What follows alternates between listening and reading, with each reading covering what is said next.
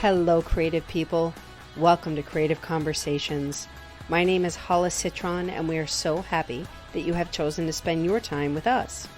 I am owner and founder of I Am Creative and Express Yourself Publishing, and I am on a mission to expand the definition of creativity beyond a pencil and a paintbrush and to empower people, especially adults, to own their voices and talents that come in so many different forms. This space was created to talk to people with all different kinds of jobs, hobbies, and interests, and to have conversations about experiences and perspectives, all centered around three questions. How do you define creativity? How do you incorporate it into your life? And why do you think it's important? Then we have a free-flowing conversation and we see where it goes. So I have had the opportunity to speak to so many. I've spoken to musicians, comedians, doctor, lawyer, wrestlers, Reiki masters, and entrepreneurs as young as 13. And these conversations explore the reality that creativity is not cute, it is necessary. People have defined creativity as that magic spark, how we show up in our life, imagination, basically all that we are and want to be, do, or have. So I believe from my heart that sharing these stories gives one the ability to expand their thinking, open themselves up for more self-expression, to feel more empowered, connected, and dare I say, happy. So my inspiring guest for today is Erin Duffy. She is a career transformation and stage presence coach.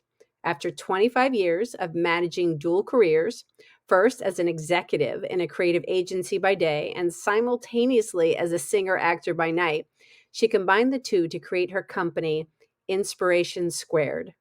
She works with mid-career business professionals and leaders who struggle feeling fulfilled, confident, and want to step into their personal power and presence and advance their career. Erin, welcome to the space. You got it. I kept hitting and it wasn't receiving. I'm so glad. Sorry about Yay, you're here. Yay, so excited. This is usually the response I get from people. They're like, oh my God, that was stressful. I am here. I haven't done this before. Yes, and I'm like, is there something wrong with my finger? Yes, there is. So we're always learning something new, right? Yes, thank you. Thank you for your patience, Hollis. I appreciate it. I am glad that you're here. You did that very quickly. And thank you to my listener here, our listener from San Diego. So glad that you're here. So, okay, Miss Erin, so we're going to dive in, but before we get to the juicy meaty bits, could you please share a little fun fact or something about yourself before we even learn more about you, please? You know, I was thinking about that question. And a really fun fact about me, and it really sort of aligns with our conversation today about creativity, is that I actually am a recipient of a Student Emmy Award from my senior project. I was a television and film major at Loyola Marymount University, and it was like a 20-minute television production that I put together. I wrote, direct, produced the whole bit, and I went ahead. My teacher told me you should submit this to the Emmys, and I did, and I ended up getting the award. So that was just kind of a fun little fact. Wow. Yeah. So this started back in high school. Yeah, this was college, actually. It was college. Yeah, it was my college senior project. Yeah.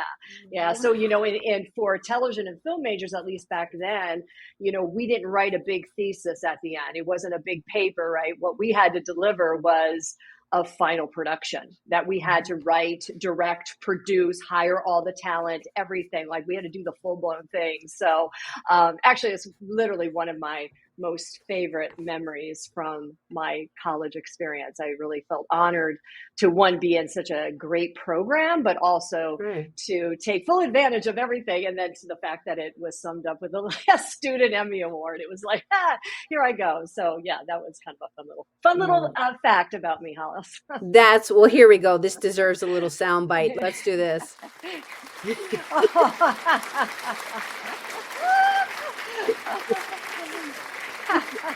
But I mean, that's what I really enjoy about really hands-on, whether it's trades or the arts or whatever it is that this hands-on application. Because like you Hmm. said, you're not writing something and it's not theory, you're actually Hmm. doing it. So here Hmm. you were, you created, you wrote, you produced, you directed, like you did all of this. And this is the real, to me, this is like the real, this is the juicy parts. This is where we make mistakes. This is where the real Hmm. learning happens. And then to be able to get recognized in that capacity, that's beautiful. So thank you for Yeah, sharing that. you're welcome. I agree. It is nice when you put all that hard work in and you get that recognition at the end. Yeah, it was really it was actually such a surprise. I was an unexpected surprise. So it's nice Hmm. to have those in our life as well. Yeah, because you're doing it for the purpose of doing it and Hmm. learning. Hmm. And number one, it's something you need to do to graduate, but you're also obviously passionate about it because you chose it. You stuck Hmm. with it and you're in it, and you're just learning all the parts of it. So you weren't with the end goal of I'm gonna aim for an Emmy. You were like, I'm aiming. My end goal is getting this put together in a way that Yeah. makes me feel good, and then that's when you were recognized by the outside and was like, put that in, which is just icing on the cake. Yeah, absolutely. Yep. You're right. Because I never would have thought about it if it wasn't for my professor. Right. He was so pleased with the end result. In fact, at the very end of when I did my television production, and like I say, it was a pretty intensive program, and especially that senior year. And I'll Hmm. never forget when I had my final meeting with him after we had finished and completed and delivered our final product. And we had to actually screen our final product for the school as well. And it was after that I had my final meeting with him. And he gave me, I mean, I never thought this was possible, but he gave me an A+ for my senior project. And he said, right, and I still have it. I have the actual write up, and he says A+, and underneath he said, a pleasure. And Oh he was wow. just, it was a Hmm. pleasure working with you. You committed yourself to it. You did everything with such, uh, such detailed work. You were so great with the cast, with the crew. You, from producing to directing to writing, you were so fully present and fully involved in it. And he said, as a professor, he was also a TV director. He says it was a pleasure watching you just step into it and bring your all. So Yeah. that to me was the biggest compliment, because he was a tough professor. I have to tell you, Hmm. that was not easy to get. So I just felt really good. It was a nice way to finish out my college experience, to be honest with Yeah. you. It was like a lovely way to finish that up. Well, yeah, of Yeah. course. And okay, and the word that you just said there being presence, and this is going to be such a beautiful segue and everything, and learning more about you. So, the first official question is to kick off our conversation is, Erin, how do you define creativity? How I really define it as really stepping in to what inspires us, stepping into our greatness, and bringing that forward and inspiring others with it. I believe all of us have something unique to share with the world, and it's really stepping forward with that and sharing it with the world. Hmm. Okay, so I'm really inspired by your story because you came so often when I talk to people who've been in corporate and these spaces, there's kind of like well, I left corporate and like there's a sense of relief. And Mm-hmm. I know for you, because we have spoken before, but I'm looking forward to you diving in and getting even deeper with Mm-hmm. yours, is that you enjoyed what you did. You Mm-hmm. were just kind of Mm-hmm. living this dual life, and you ended up kind of combining it into one, which was something for yourself.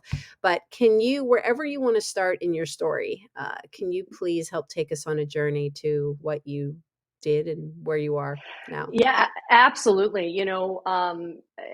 I knew, like, very, very early on in my life, and honestly, I was 3 years old, but I really wanted to be a singer actor since I was like literally 3 years old. You would have caught me running around the house singing every song at the top of my lungs and putting little shows on at the house, and I did that throughout most of my childhood and teenage years. And I knew, Hollis, very early on that that's what I wanted. I mean, I was so inspired. Honestly, the first time was when I saw the movie Sound of Music. That was Mm. That was the moment, truly, when I'm like, I need to be Maria, but I really want to be Gretel. You know, when you're 3 years old, you want to be the little one, right? You want to be Gretel, you know, Yeah. but eventually you want to be Maria. But I was so inspired by these kids running around the Alps, singing these songs, and telling a story through music. Like, it was so inspiring to me. So I knew I wanted to do that. And at one point in my life, and I was around third grade, I had really done my first production ever. And I was in some bunny rabbit on stage, had one line, but I loved it.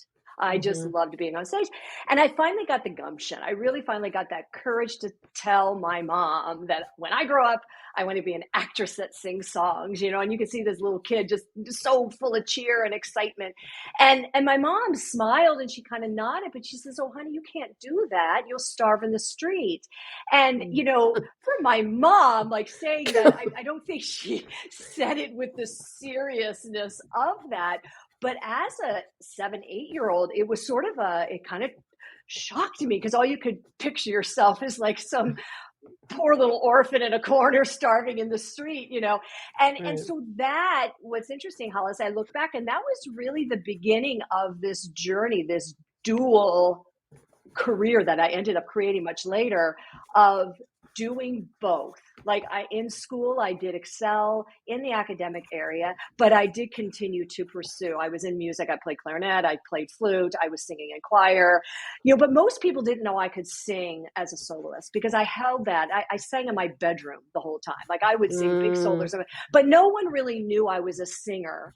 And that I wanted to do this because I was too afraid. I really was more afraid of telling people I wanted to be this performer because, one, I was going to starve in the street, but also I didn't feel I was talented enough. But I kept pursuing it. And then it was my senior year when I finally had this amazing audition for one of the very small choirs in our high school. And me not thinking I was ever going to get into it. And I got into it. And this was a choir made up of maybe 20 people. And there's like, Mm. I don't, there's 400 people in our, or 400 people in my class. And that was my first inroad to like, okay, people believe you're a singer. And so my senior year was fantastic in high school. I did a lot of theater, did a lot of music. And so I once again told my parents, hey, when I go to college, I want to major in theater arts. And they said, absolutely not. We're not going to pay for that. So Hmm. that's how I ended up in TV and film. I said, okay, if I can't do theater, I will do TV and film. Mm. But I also continue to do theater on the side. And so what was great about the TV and film, Hollis, was that, if you could see there, like, this dual thing was starting right at that point because I was doing production. I was learning all the business side of television and film. I was also learning the production and the creative side of television and film, but I was also on the side doing theater. I was doing both. And so when I graduated from college with my little Emmy, right, I Hmm. also had to find a job, you know, and I was living in Silicon Valley. I was back in Silicon Valley at this point. And so I was trying to pursue video production in corporate America. And at the same time, I was now tapping my toe in the theater community in Silicon Valley. So I was beginning this journey of creating a dual career. And over the next 25 years, as I was getting into corporate America, and I got into Hewlett Packard, and I was proud to be part of that company because at that time that they were like the, you know, gold standard for video production and creative marketing. And I was also doing a lot of theater. And then I eventually left Hewlett Packard and joined an agency, which was a creative agency. And I came in as a more of account manager, project manager type, which again was that business side of the film production that I did, that sort of Yeah. building out a project, making it happen, developing, working with creative team and delivering it. Like, I was itching that bone big time, right? And really growing in that part of my career. And at the same time, I was doing that in my singing and acting career, as far as like I was doing show after show. And Okay. it was in the mid 90s where it suddenly became, I was doing professional theater, and I was now a professional business person. And that put me on a trajectory of 25 years of a dual career up Okay. So until 2017. I have to stop you for a minute because I Yeah. just by you saying all of this, I'm like, you have so much energy. Like I you, do. I know. It's I my mean, problem. to be able to accomplish all of this. So I guess there's so much to ask, but did you find that this stage acting was that an outlet for you? Was that another, was that like a space where you were like, "Ah, I can go and be me and express myself in this way and really get, passionate in that way?" Or was it just kind of an extension in a sense of what you were doing? Um, yeah. Great question. Because at first, I would say it was that. It was like, okay, I got to be in business. I'm doing this. I have my career. I'm making money, doing that. I'm doing the professional thing. And I also had the theater, and that was, allowing me to express my creativity and sing and, perform and take on characters, and then also create this whole cabaret jazz side of me and doing gigs and clubs. And I always felt like they were separate in a way. And I was so grateful that I had the time and energy to Hmm. do both. And also, Yeah. I was able to set up my job to allow the flexibility that if Mm. I got in a show, I had a matinee during the day, I just would leave my job, go and do a matinee, and come back to my job. And I was so grateful, Hollis, that I had that ability to do that with my business career as well as my performing career. And I would say it was sort of in the mid 2000s that I noticed that I needed both of them.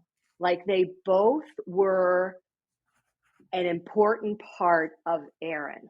Like I Yeah. don't think, even though I wish I could just do theater full time. I remember that was everybody who wants to be a performer. That's your desire. I want to go to Broadway.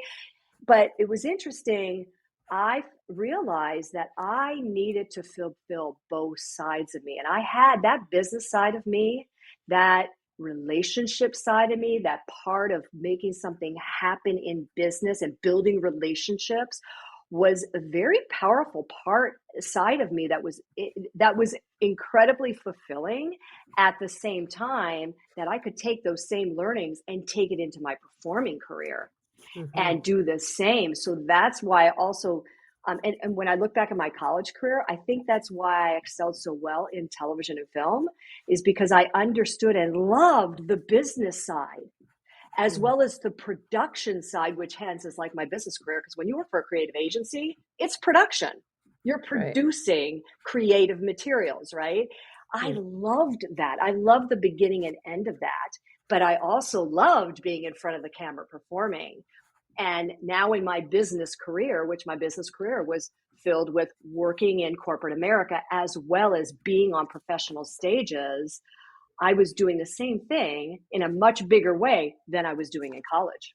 And I needed to do that. But what's funny, Hollis? It took me until the mid 2000s to accept that and realize that. Prior to that, I was always kind of, oh, shoot, my day job. I wish I didn't need my day job. I wish I could just be a full time performer. Like I would go back and forth on that, never felt that solid foundation. I always felt like they were separate. And it wasn't Yeah. until the mid 2000s that I'm like, wait.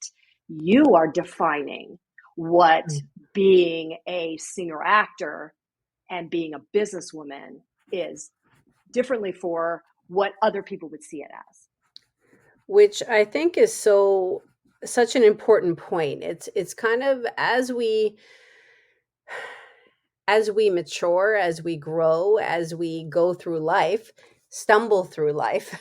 There's Yes. at times it's stumbling, at times it's running, at times it's walking, at times it's laying, at times it's, Yeah. I mean, there's just so many different phases. True.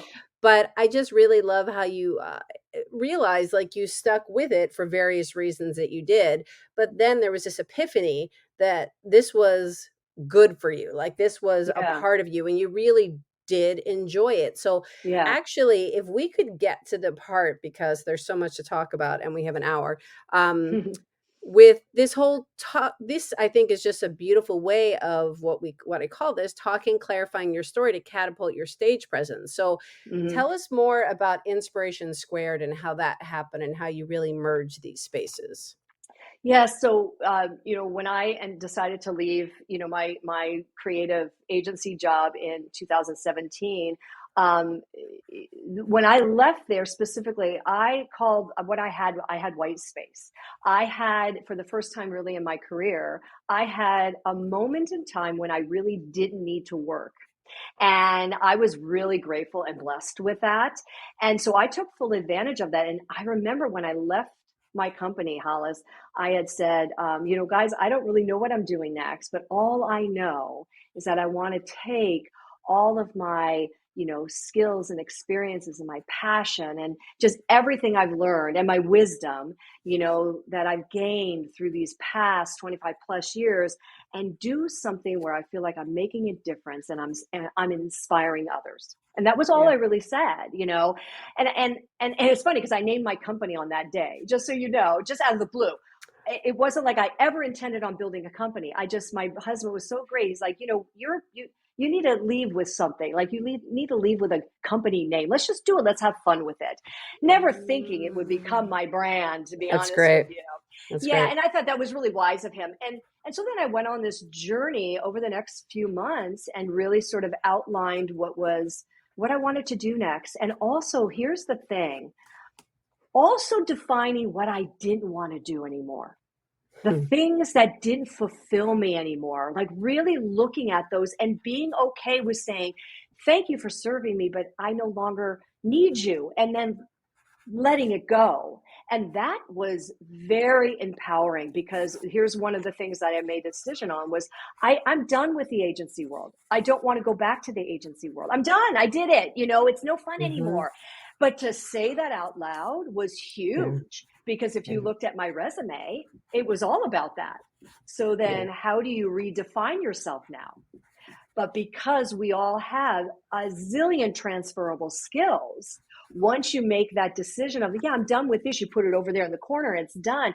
You then get to look at yourself on a blank piece of paper and look at all your experiences and say, how can this transfer to what I want to do now? And that's a very powerful step that every business professional, especially when they hit that point, that mid-career point, that is a huge step that they can make for themselves. Like, that really puts them in the driver's seat. No one's defining it for them. Yes. And so as time went on, I just, circumstances happened that as I was doing this deep dive, I had this opportunity to work with a wonderful coach here in town in Minneapolis. And she was like, yeah, she's all about helping corporate women get out of corporate and start their own business. That wasn't me, but she and I knew each other from other people. And she goes, Erin, you may not come out with a business, right? But you'll come out with your life's plan. And because I was that mid-career professional, that, Hollis, was what I needed to hear at that moment, because I really didn't know what I wanted to do next. And as I dove into this program, I suddenly had this thought as we were doing this deep, deep dive. I mean, her program was really intense. And 4 weeks in, I had a couple of ideas. And one of the things I said is, if I could help business professionals find and own their unique voice, they will have no competition. Hmm. And it was that tiny little nucleus of an idea Yeah. that set me on the course of creating Inspiration Squared. And the main reason that was is because I realized I was doing that in performing. I had been teaching that in performing. I had also been doing that in business, helping my clients, and realized how powerful that is when we step into our own personal presence and brand. Many people don't know how to own that. And that is what started me building my business, Inspiration Squared.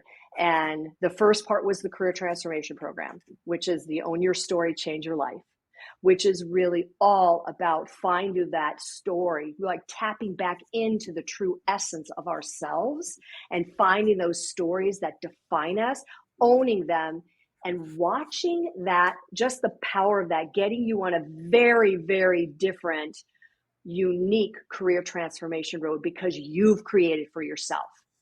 Yeah. And that was very powerful. And then from there grew the stage presence, readiness, and delivery.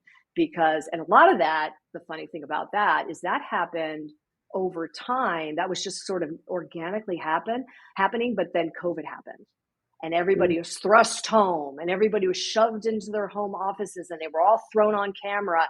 And a lot of people were feeling disconnected Yeah. and not knowing how to, you know, be present, how to make a connection anymore. And these were business owners, business leaders, up and coming rising leaders, just feeling completely disconnected.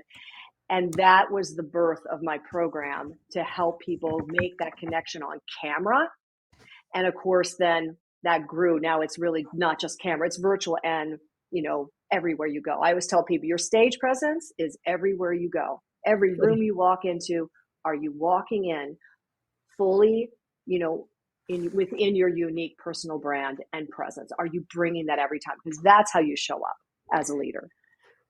So here we have a question from a listener, Oh, which is, I would love to hear an example of how Erin walks someone through this process.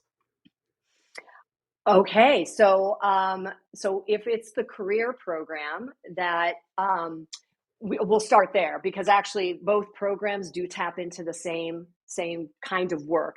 So with the career program, the first thing we do is we go and tap into what I call your emotional satisfaction DNA. And this is what brings you joy, what lights you up, what gets you excited. We tend to lose sight of that in our careers. And when we identify this emotional satisfaction DNA, what happens is, like, we get it down to a point where it's these 5 things that are seriously what you are must-haves in your career, must-haves. And when you get these 5, we then look at it and say, okay, how's that showing up today? And a lot of people, and I'll tell you, I will say majority of my clients will say, holy cow, only 2 of them are. I'm like, Right. well, there's your information. Like right there. If you're missing 3 out of the 5 non-negotiables for you individually, you personally, you already have enough information at the point to understand why you're not motivated anymore, not excited. You're not jumping out of bed in the morning, or you walk into the office and you're just like, okay, another day, or which I've heard many times, is this as good as it gets? You Yeah. know, Yeah. and that once we do that, then we jump into we do a whole area on your personal values. And this personal value piece is very different from anything you've ever done before, because it's not just say, what are your personal values? Because a lot of people will say, I know my personal values, but they really don't own them. And we go into this process where it's like 100 different value types. And we have a whole exercise that we narrow it down to get you to your top 5. And when you see I mean, you've chosen the words, like, because we go through 100 and I, work you through how to choose those 5. And when you see those 5, you own them. I mean, I've watched my clients, literally their posture changes Yes. because they start to own, like, these are theirs. So now you've had your emotional satisfaction DNA, right? Now you have your values. We also do some deeper work with characteristics as well, which is very powerful. And then at that point, and by the way, throughout all these exercises, I'm also making you tap into your story. So when we're talking emotional satisfaction DNA, I'm saying, tell me a story where this shows up. And what's happening is, when you're doing that, you are now opening up a part of yourself that you may have lost sight of. And you tie that story to that emotional satisfaction DNA or that value type. You start to own it more because you see it. You see yourself, and you're also reclaiming stories that you may have lost sight of. But once you reclaim and own these stories, you will never forget them, because they will transport you. And then we do what we dive into your life defining story section. And this is the gold. This is the meat. And this is where we go back to childhood, teenage years, starting out years, and adult years. And we ask really simple questions like, tell me a story about your favorite teacher in elementary school. And I always tell people, go with the first story. Don't overthink it. Go with the first story. Write it out. Don't edit yourself. Just write it out. And what happens is, as we go through these 4 sections, you start to see these golden threads that are tied into that emotional satisfaction DNA and the value types and these attributes that are really you. And we start to ask questions. So how's that showing up today? Is that part of your voice there? And that suddenly my clients will start to see things just revealing themselves, and like, oh my God, there I am. I forgot that part of myself. Yeah. And they're reclaiming and owning it. So they're getting themselves on a very different road because they're creating it for themselves and seeing themselves. It's not somebody telling them what to do. They are defining it for themselves, which is absolutely empowering. And then we go into the last section is then, okay, looking at today and how are you showing up in your presence and really redefining, because now you're armed with so much information about yourself that you are now owning, that suddenly you're creating a very different roadmap for yourself that you personally are creating. And then what I do at the very end, Alice, is we set a 90-day goal. And the reason I do that is this program is really powerful and you've learned a whole heck of a lot. You got new muscle memory going, but we're human. And I never wanted my program to be one of those ones where people get into it and then, 2 weeks later, life gets in the way. We kind of forget things. We walk on, right? We kind of forget it, put the binder on the shelf. I never wanted that to be this. So Yeah. we create a 90-day goal, which by the way, it's 90 days, attainable 90-day goal, and creating the support underneath that goal itself to get you there. Because what we're doing is we're building you muscle memory and keeping you on that transformation road. And it's absolutely amazing to see the strides that my clients have made because they're so much braver. They're so much more courageous because they know themselves. And they're just like, yeah. And here's my thing. If we show up 100% ourselves, you have no competition. And that's what the world wants. That's what your company wants. That's the thing. When they hire you, they don't want you to be a copy of somebody else. They want you to bring all of your skills and your strengths and your wisdom and just everything in the door and bring that and share that and not hold back. And unfortunately, in our 20s and 30s, when we're starting our careers, sometimes we check some of that stuff out the door. And what happens in mid careers is that voice inside of us is knocking back on our door saying, hey, I'm still here. I'm still Yeah. here.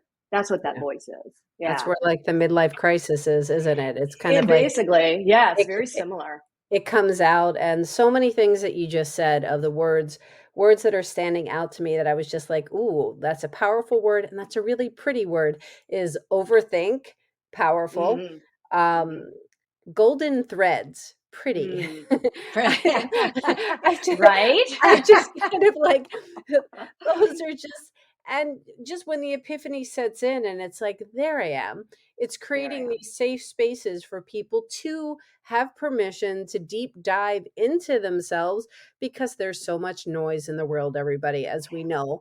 And Mm-hmm. this very key point of what you're saying of showing up 100% of yourself, there's no competition.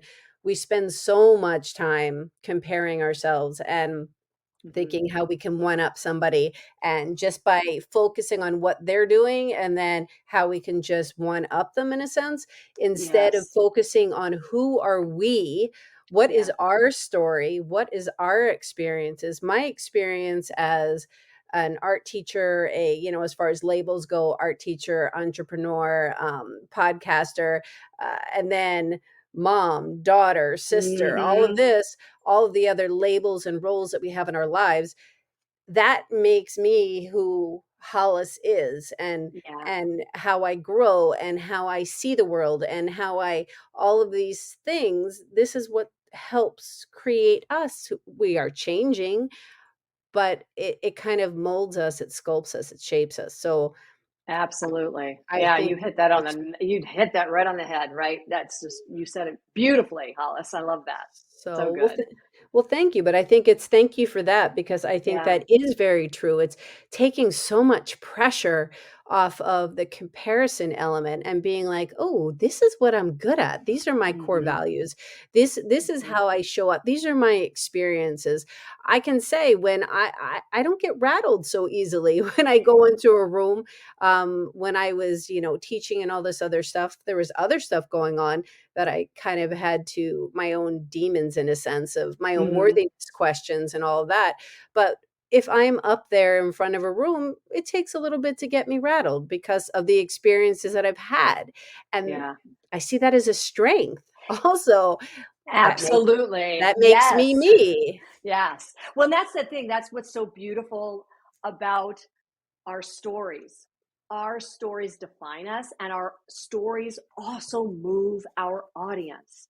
People are moved by stories, and and like I had my 5 secrets of telling stories, right? That a little document I have, and it's teaches people how to really put together almost an arsenal of their stories, because this not only helps you grow, but also from a stage Mm, presence standpoint, or when you're speaking to a group, or maybe you're even speaking to your team, people are drawn and moved by stories. They mm, want to know about a struggle and a success. They want to know something funny. Like they want to know you, and it's those stories that make us unique. But here's the great thing about stories as well.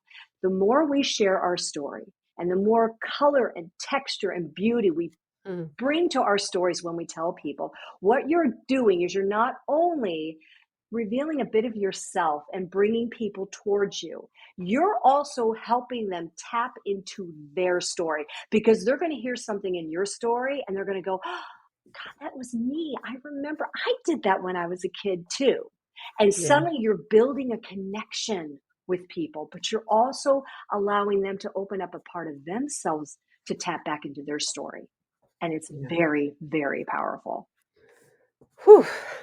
Okay, so now we're going to switch gears a little bit. And again, I want to thank those that are here with us live. Any questions or comments, please put them in the chat box below. So, Erin, we know some ways that you've shared, but maybe are there any ways that you could share with us on how you incorporate more creativity into your own life? Oh, good night. Let me think about that. I do. Well, how do I'm always incorporating creativity. I'm trying to think. One of my biggest ones, and it always has been this, and this may be small, but Hmm. for me, in order for me to be creative, I always have music Hmm. playing in the background. Now, and it's interesting because when I was in college, back then we had Walkmans. Okay, I'm aging myself, but Yes. yes, we had Walkmans. And I was so I grateful for just my found one in Walkman. the garage. Yeah. Oh, you did? Yeah, I Okay. did. Yeah, yeah, yeah. Okay, good. Yes. Oh my God. Remember how much we loved our Walkman? I mean, it was like the greatest thing, right? It's I'm interrupting your story here, but yeah, it's funny because our daughter she wants to create start selling stuff online that's, vintage and all of that. And Yeah. uh, she's like, "Where's your Walkman? I know you have one. Where's we found so many different things in there." And yeah, we found Yeah. one. She's like, "Oh my God, this is perfect." So, but I everything love comes it. around, because she wants to use it too. It's kind of like things that were, what's retro is nitro. Um, Yes, exactly. Like Polaroid cameras. I mean, isn't that the most funny thing? I mean, I bought right? my stepdaughter for Christmas 2 years ago. She wanted a Polaroid camera. And I'm like, what are you talking about? She goes, oh my God, that's the thing. Everybody wants Polaroid cameras. So I bought her one. I'm like, I remember when these came out. I know. I know. It's so and oh, I want to acknowledge what Dane just said. This is great. Having a soundtrack to your life was groundbreaking. Ooh. Yes. Oh, Mm. so it's going where I'm going. I'm I telling you, love like, that. I love I that. love that. Thank you, I am Dane. in love with that. Yes. And Dane, you'll be appreciated because like when I was in college and we were going back to the Walkman, right? I had to write all the time. I was writing scripts, or I had to, write a show of some sort. I had to have music on. And here's the thing, my music of choice when I'm creating Yeah. is movie soundtracks. Always, Okay. like it has to no, there can be no lyrics. And the reason there can't be lyrics is because I'm a singer. What am I going to do? I'm going to start singing and I'm not going to be able to create. But I am so inspired by movies. Well, film is my second love to theater. And I am so inspired by movie scores. I love movie scores, Mhm. and that it had I have to, when I'm creating, even when I'm working here in my business and I am focusing on doing something, I have to put my headphones on and there are movie scores playing in the back. And you guys, it's amazing how just the juices just flow for me. And I Yes. wrote a one woman cabaret show in the 2000s. which was called I Never Went Away. And it took me quite a few years to write that story. And you like this, Hollis. It was all about creativity, by the way. It was Mm, basically my story about, knowing exactly what I wanted to do. I wanted to be an artist, losing sight of that and reclaiming that. And I that's what love that it. story was. And it was my journey. And I wrote that, and my Starbucks down the street is, I have to credit them for allowing me the space to spend my evenings and my Saturdays, but I'd have my little computer, soundtracks on, and I would just write my show. Mm. And I do that now. It's like, so to me, that really, it's so simple. And yet for me, if I have it on, just the creative juices just flow for me. That's thank you for that. And I actually, funny enough, just did a workshop yesterday. My company, I Am Creative, called Scribbling and Music. And Mm, it was about just using line and creating, kind of doodling, scribbling, not have any kind of idea of it having to look like anything, but just understanding that neural connection of yeah. how when you listen to music of all different, we played punk, we did rock, we did like rock Mm, and roll, we did jazz, we did all different kinds of music, where you make those connections of it changes what colors you pick, how quick your lines are, how, what your lines yeah. look like, if they're more curvy, if they're more jagged, if they're so, but it also opens up that space, which is exactly what you're saying. And Yeah, what you do, it opened up that space for the ideas to flow in. Because absolutely. when you Hmm. distract yourself of thinking of what something has to look like or be and allow for the inspiration, then it just flows through. Yeah, yeah, and you're exactly right, and that is the tool that allows it to flow through. I was going to say that for me. Yeah, and you're right, because there is things that are distracting that can take me away, or what our mind games are. Sometimes, especially Mm, when you're creating something, the yeah. mind games get in the way. And I was writing that one woman show to talk about lots of judgment, like, really, you're going to tell this story? I mean, those kinds of things going on. And as soon as I put that music on and say, let's just focus on this, and that music is playing, and it's some phenomenal, you know, piece from some fabulous movie that just takes me away. Yeah. It's amazing how all that distraction in my head goes away. Yes. Yeah, yeah. Yes. And thank you for the listener that's saying, yeah, listens to Bach when writing. Oh, I love it. Yes, Yeah. that's my husband. Yeah. Loves it. Mm. Okay, so what else is there? Well, let's just kind of jump to this. Do you have, and if there's anything else that you want to talk about, like traveling or any other aspect of creativity, but maybe we can kind of touch on that. And um, do you have a morning routine or evening routine?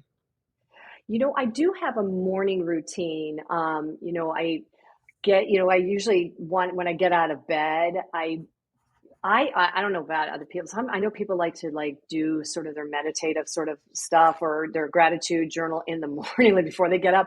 You guys, I have to get a shower. Like, I love to go into the bathroom and Mm-hmm. take a hot. I just have to. It's so funny. I just feel that's when I love having that 10 minutes or whatever of just being in the Mm-hmm. water, and that I just feel ready to go. And then I'll usually come down and I will do like the half an hour of really setting the goal for the day. And at that time, will write in my journal at that point, like, what kind of feelings going on, what's the struggle, or what kind of junk might be in the way this morning, or just what's inspiring me. I just kind of just let it flow. I never even think about it when I'm journaling. I'll just Mm-hmm. okay, whatever's flowing, just let it flow. And then really kind of look at it and see if there's any sort of theme that I need to be, conscious of.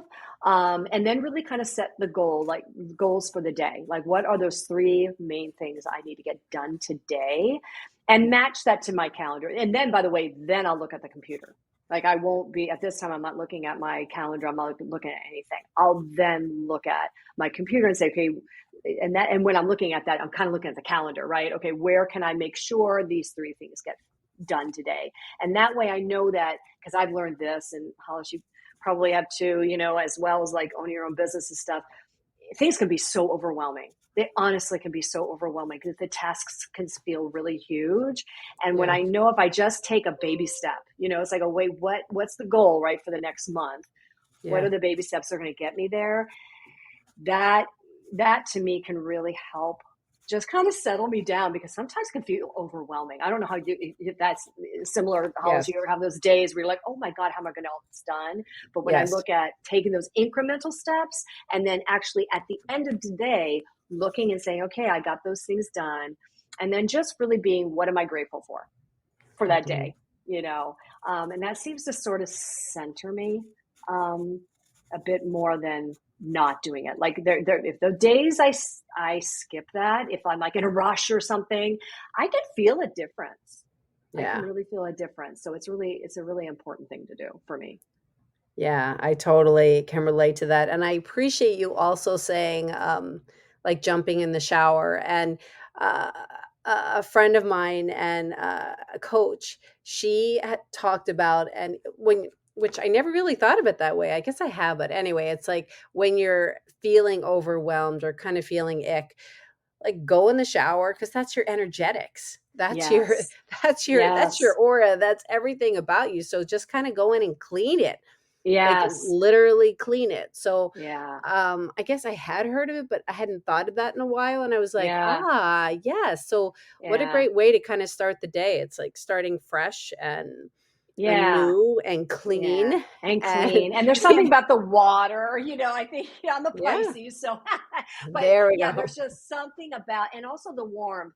I tend to be run cold, I always have, and there's something about just feeling that warmth and feeling cozy, and like you say, clean and fresh. I mean, there's a freshness to it. Like I have a girlfriend who, she's like, oh no, I just take my shower at nighttime and I just jump out of bed and I'm ready to go in the morning. I'm like, I don't know how you do that, because, well, first of all, my hair would not cooperate. It has to be wet. I have to wet that down in the I morning. can't do mine at night either, no, because I wake up, I'm like, "What just happened?" Exactly. There's a party going on in my hair. And yeah, so I don't know how she did it, but it's like, yeah, no, and I've always been that, even as a kid, I always liked having that, I don't know, that morning ritual of just feeling that warmth and that water. And I like how you say it's like that fresh, sort of clean sort of feeling.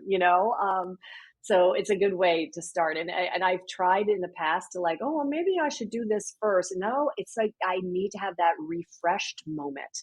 And that Yeah. really sets off the day for me. And after asking so many people this question, what I've learned is, ladies and gentlemen, it's a personal thing. Again, kind of going back to what we talked about earlier is showing up 100% as yourself and this Mhm. comparison thing. People often think, okay, or they might do some research or hear from somebody else and think, okay, so in a morning routine, I should journal and then I should meditate for 10 minutes and then I should do this and that. If it doesn't feel good, then you're Right. not going to do it. Like, it's that Exactly. simple. And maybe it's not even, maybe your morning routine is one person, when I asked, she's like, I don't know if you call it a morning routine. She said, but my dogs wake me up at 6 in Mhm. the morning. I get up with the dogs. Put on a pot of tea. I open up the back Mhm. door. They run outside and I make my tea and look at nature while they're outside. And she's like, that's what I do every morning. And that's what feels good to me. Yeah, I So love that. I love I that. I was like Yeah. I was like, "That's beautiful." That's Yeah. like it's whatever brings you into that kind of meditative space, uh, which Exactly. which Yeah. meditation could be walking, eating, actually sitting, being quiet, having a conversation, journaling. It could be so many things. It's just that space where you're kinda turning your brain off and just allowing. Exactly. And giving yourself that space, like giving yourself permission to have that space, even if it's just 15 minutes. Some people don't Yes. even give themselves that because they have, other priorities, or, oh, I don't have time for that. And it's like just that little bit of time. And it's exactly what you said, Hollis. It's how you define it. It truly is Yes. like walking your dog around the neighborhood. If that's it, yay. It's like whatever it feels good to you, giving yourself that 10 minutes of grace for yourself. It's amazing how it really does help to center. Um, and we kind of deserve to do a little of that for ourselves. Sometimes we're not good about that. We so deserve it, and I'm just like, sidebar, wondering how many people can relate to this. I've had, it hasn't happened as much lately, but having to be someplace, and I'm a snooze presser. So Yeah. I was getting better at this particular scenario, but I basically needed to be in the car by 10:06 in the morning. And I woke up at 10:06 in the morning. So, and it was an hour and a half drive, or hour and 10-minute Oh, drive. So the reason for this story is I woke up and completely just started cursing, running around, was flustered, and that didn't feel good. Like yes. it just doesn't feel good. So in the past when I've done that and have like kind of like run around, have been, and then more recently, not happening as often, but when it has happened, it, that kind of spurt of like happens, but then I kind of get myself a little centered more quickly. I'm like, okay, Yeah. Paula, it's all solvable. Call up this person, tell him you're going to be late. Da, da, da. Yes. Like, Yeah. it's not the end of the world. Yeah. Yes. I love that too. Yeah, I feel it took some years and some wisdom to gain that sort of, I don't know, courage in a way to say, "Oh, shoot, calling somebody to say, guys, I'm running 10 minutes late." I spent so many years of my career going, oh my God, I'm going to be late for this meeting. Oh my God, oh my God, Mm, running down the street, driving, the whole bit. And you get there, and then you're like the first one every- there, exactly. and other people are like, hey guys, so sorry I'm late. I got the kids, and you're like, God, Erin, you could have done that, and like, oh my God. Because I think too, going through the pandemic, I think we've all learned a bit that we can give each other grace. We really Yes. can. You know what I mean? We can Yes. all like, oh, Hollis, you're going to be late. No problem. You know what? Take 10 minutes. We'll be fine. You know what I mean? Like, everybody is Yes. forgiving. I have learned that. People are incredibly forgiving. And Yes. I don't know. We grew up in a world, at least, when I was growing up, everything was just, you got to be there, get on time, drive through the traffic, and there's no excuse for being late. And it's like, yeah, no, Yes. got to take care of ourselves. But again, I think it's just such a beautiful point, and I think it also, the word that came up for me was perfectionism. It's it. Yep. It is It's this perfectionism. it's this Hmm. like, okay, well, just like you said, you're supposed to be at least 15 minutes early to something, Yeah. and you made a mistake, and why did you press snooze for 10 million times? Yeah. Yeah. and, Yeah. um, and all of that, which is a bad habit, everybody. I have to fully admit, being transparent, I like the other morning, I think I was pressing it for like 30 minutes. Great. I didn't have a meeting or anything to wake up to. My daughter, she's 19. She was like, "Oh my God, how could you sleep through that? Like, like what is happening?" But Anyway. you're right. The perfectionism thing, nothing's perfect. That's the one thing it took me years to learn, right? But perfectionism is such a curse. It causes such undue stress, and it's not even attainable. It really isn't. And learning to forgive yourself is, well, I think it's one of the greatest lessons we can learn. Is just Yeah. I forgive myself for sleeping in an extra 10 minutes. Like, what, don't, it can't ruin your whole day, kind of Yeah. thing. Or, oh shoot, I didn't realize the traffic was going to be so bad. This is the worst. I remember when I was in Silicon Valley, that was the worst, when you would realize, oh shoot, I should have known the traffic was going to be this I bad. should Okay. have. I I mean, should have. I should have. And like, okay, how would you have known that? First of all, these are the days before Google Maps, right? Like, Right. no, there's no way. But we said, like, by the way, I wasn't alone. Everybody did that, right? Oh my God, I know I should have planned ahead. How could you plan ahead for the accident that, left that massive accident, that massive Right. traffic jam on Highway 280? I mean, it was just like, Right. no. So yeah, it's like, I don't know. It's that idea of just allowing for forgiveness and just going with grace. I know it takes forever to learn these things, but if we can teach anybody to learn that earlier, oh my God, it's a great lesson to learn early in life for It's sure. huge. It And is. ladies and gentlemen, as you're listening to the stories here, this is all about our stories, right? So, Yeah. and our Yeah. stage presence. So, Yeah. as we're getting to the top of the hour, this is the third and final question, which kind of may seem a little repetitive, but it kind of puts the little bow on the box, which is, why do you think creativity is important? Oh. Oh, creativity is important because, it just makes the world right. And what I Mhm. mean by that is like, we need creativity. We need people to express themselves. We need people to, you know, show the world that there's so many ways to shine, and we need to allow people to shine in their creativity. We need more of it. I think the world would work better if we all just accepted creativity and allowed ourselves to express that and let it inform the decisions we make.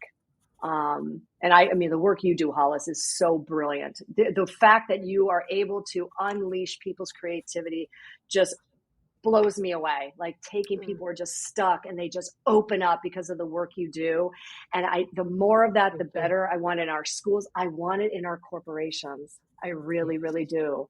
It's so, so important. And I really, like I said earlier, it's when we step into our own creativity and express that to the world, we bring such greatness to it. Oh my God. Bringing it to this business space and really giving people the permission to see themselves in this light and to own their space, to own their story, and to Yeah, understand, like you said, which this is all going to lead to, please telling how people to connect with you, is understanding that a stage doesn't have to be the perceived idea of a theater stage. The right. stage is wherever you stand, wherever you Exactly. are expressing, wherever you're talking, whether it's virtual, whether it's walking into a living room or a boardroom or whatever it is. Yep. Yeah. So how can people connect with you, Erin? Oh, let's see. Well, you can definitely find me at my website, which is Inspiration Squared, and squared is SQRD as in dog.com.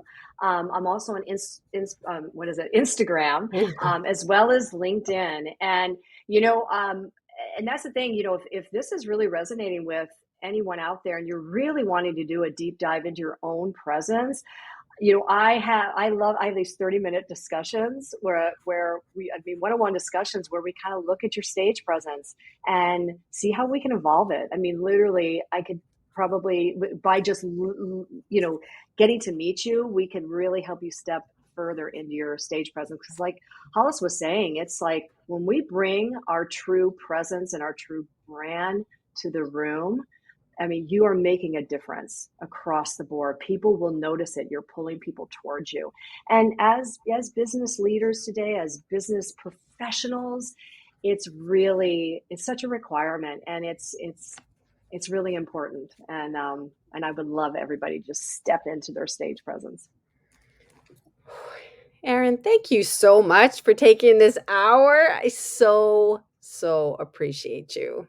Thank you, Hollis. This has been such a fun discussion. Thank you. I just love what you do, and I love that you offer this to the world. I just, like I say, what you're doing with creativity is, whew, it's amazing.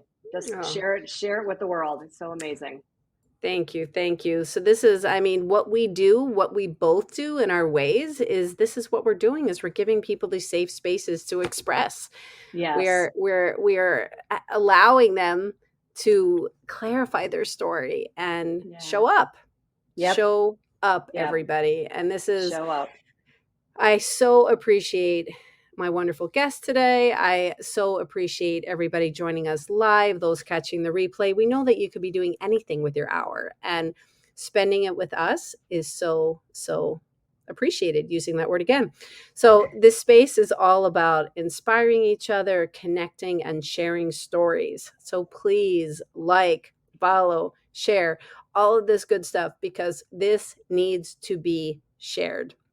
I believe we've always needed this, but these conversations, they just lift each other up. Mm, It's just, we need it now more than ever. This deeper absolutely. connection. People are like chomping at the bit for it. So that being said, I wish you a good morning, a good afternoon, and a good evening. And we look forward to talking to you again soon. So goodbye, everybody. Feeling inspired? Let's just get rid of this, throw away this whole perfectionism thing, this whole concept that we have to know how to do everything. You know what? You don't. Let's just do things and try things and realize what we like and what we don't like. It's all part of the process. The self-awareness feels so good. You feel more connection to yourself, connection to others, and be a happier, more joyful person. Just imagine that. So you are where you are in the process. So you can dip your toe in the water to try new things at a slower pace, or you can dive right in. Here at I Am Creative and Express Yourself Publishing, we meet you where you are. So there are so many ways to check us out. Explore our experiential kits. They have everything in them that you need to try new things. You don't have to buy anything else but this kit, and just explore. There's Creative Shui, which is 7 elements to joy and happiness. Through the publishing house, Express Yourself Publishing, multi-author books, coffee books, solo book opportunities. It is all about expression, all about it. And it's, again, just trying these things and realizing what you're good at. Don't all of a sudden think that you only fit into one box, because we don't. We are not made for boxes. There is also my TV show, I Am Creative. Check it out. The links are all in the body of this podcast. You can just click the link. And you know what? Don't say, oh, maybe I'll check it out tomorrow. Life's too short. Just click it. See what it's about. There is honestly no judgment. It's all about exploring the possibilities, expressing yourself, and expanding your thinking. I will give you the website, which is IamCreativePhilly.com. So I Am Creative Philly, PHILLY.com. And just remember that you are an expressive being, so own it. I am looking forward to hearing your story, because we all have one.